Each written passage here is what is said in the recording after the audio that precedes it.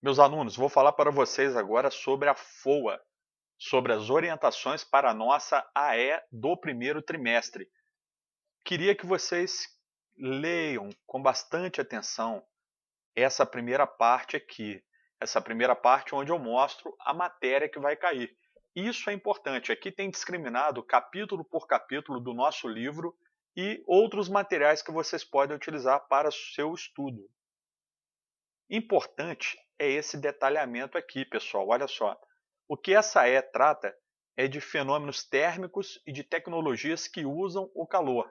É importante você saber diferenciar calor de temperatura, fazer a conversão entre valores de temperaturas de diferentes escalas, utilizar gráficos para determinar a temperatura de um corpo e identificar as formas de transmissão de calor, condução, convecção, radiação, reconhecer a dilatação volumétrica dos sólidos como um dos efeitos das trocas de calor entre corpos.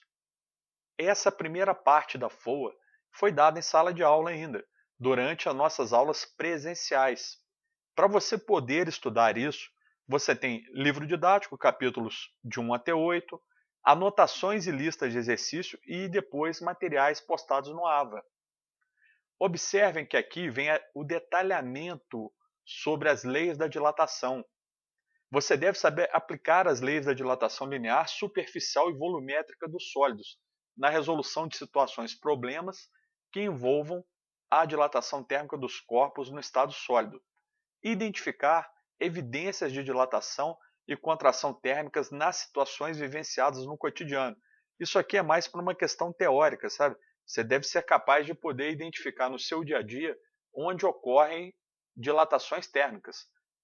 Deve compreender a relação entre a dilatação real e aparente de um líquido com a dilatação do recipiente que o contenha.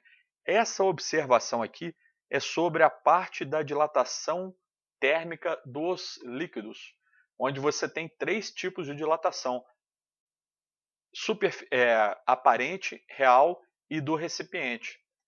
Você deve também ser capaz, para a nossa E, de conceituar a capacidade térmica de um corpo e o calor específico do material que constitui esse corpo. Você deve também ser capaz de diferenciar calor sensível de calor latente e resolver problemas utilizando as equações do calor sensível, calor latente, capacidade térmica e fluxo de calor, principalmente as equações, os exercícios que envolvam a lei de Fourier. Bom, também desejo que vocês sejam capazes de analisar as trocas de calor num sistema termicamente isolado, interpretar as curvas de aquecimento e resfriamento de um corpo, identificando as regiões de mudança de fase. Essa parte aqui é muito importante para o estudo do calor latente, pois o calor latente ele aparece onde existe mudança de fase. Então é legal você dar uma olhada num gráfico e conseguir sacar só de bater o olho que onde uma curva de aquecimento aparenta um patamar, naquele patamar horizontal é a mudança de estado em estudo. Diferenciar as transformações gasosas e reconhecer as variáveis de estado de um gás que se alteram em cada uma das transformações. Aqui é legal você lembrar da Lei Geral dos Gases Ideais e saber aplicar essa lei em diferentes transformações gasosas.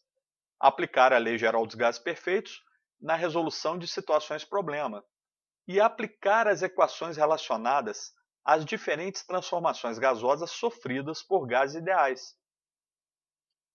Você tem transformações isobáricas, isovolumétricas, isotérmicas, adiabáticas e seus respectivos gráficos. Então é legal você saber a equação de Clapeyron e as equações particulares derivadas da equação de Clapeyron. É importante também conhecer a aplicação do conceito de trabalho nos sistemas que contenham gases. Ou seja, o gás pode realizar trabalho ou o trabalho pode ser realizado sobre o gás. Nas duas situações temos variação de volume.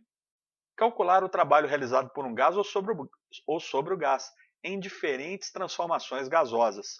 A partir daí, também é interessante você saber calcular a energia interna de um gás e calcular a variação de energia interna de um gás.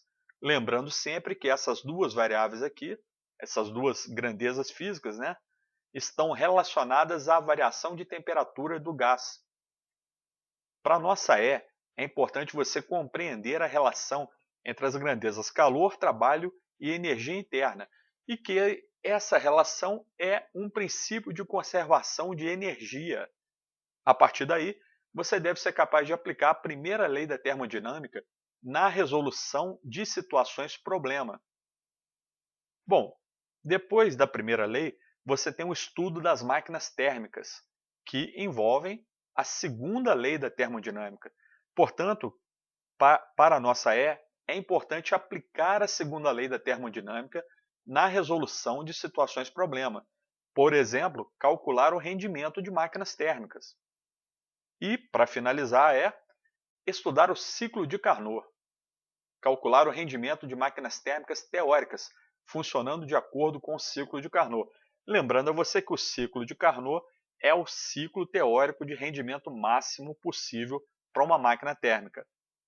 Pessoal, muito obrigado pela atenção e até a nossa próxima videoaula.